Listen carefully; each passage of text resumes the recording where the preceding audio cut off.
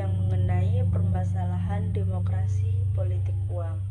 Perkenalkan, nama saya Tessa Octavia Delita.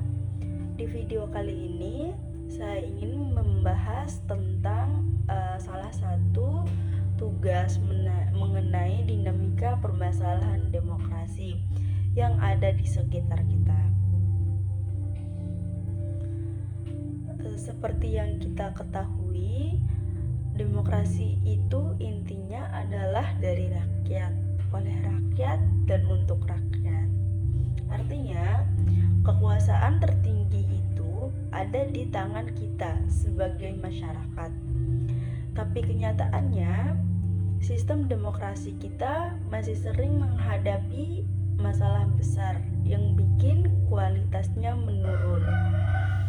Salah satunya masalah yang paling nyata dan sering kita dengar dari di berita atau media sosial adalah fenomena politik uang atau yang disebut money politics.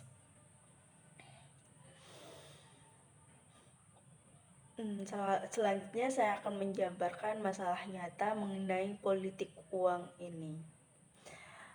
Teman-teman pasti sudah tidak asing dengan istilah serangan fajar kalau mendekati pemilu atau pilkada. Berdasarkan berita-berita nyata yang sering kita cari di Google atau yang sering kita lihat di TikTok, sosial media lainnya. Praktik membagi-bagikan uang, sembako, atau voucher menjelang hari pencoblosan itu masih marak terjadi di berbagai daerah di Indonesia. Masalah ini sangat merusak demokrasi. Kenapa? Karena ketika masa kampanye yang dinilai bukan lagi apa visi dan misinya, bukan lagi apa program kerjanya untuk memajukan daerah, melainkan siapa yang modalnya paling besar untuk membagikan uang ke masyarakat. Akibatnya, calon-calon yang sebenarnya punya kualitas bagus tapi modalnya pas-pasan. Jadi kalah saing dengan calon yang cuma mengandalkan kekuatan uang. Nah, kenapa ini bisa terjadi? Penyebabnya itu adalah sekarang. Kenapa hal ini bisa terjadi? Terus terjadi di negara kita. Apa sih kenapa gitu?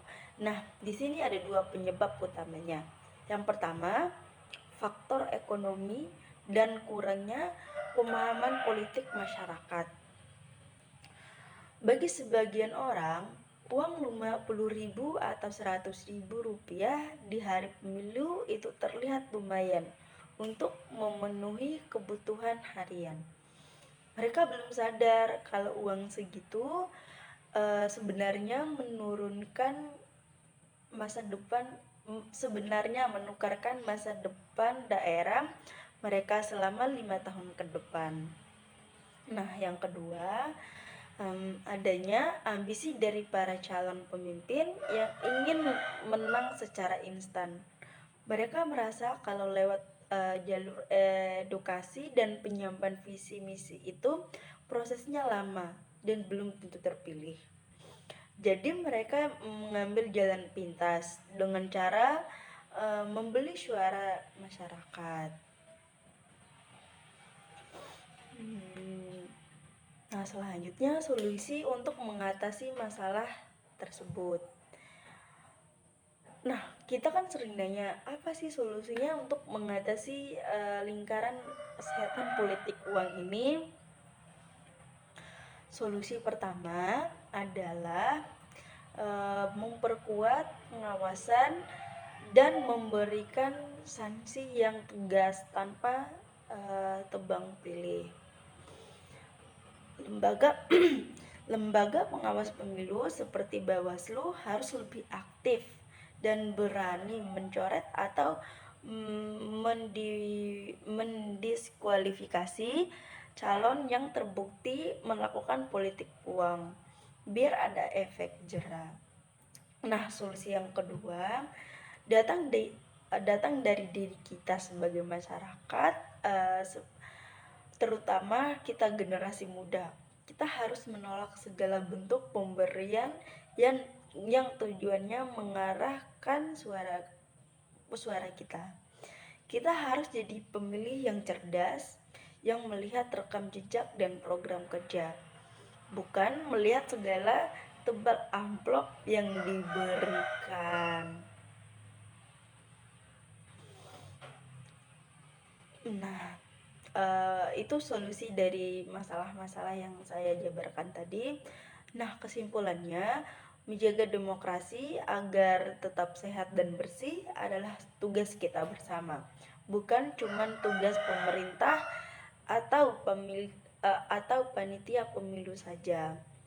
Semoga kedepannya kualitas demokrasi di Indonesia bisa semakin membaik dan bebas dari praktik uang, dari politik uang.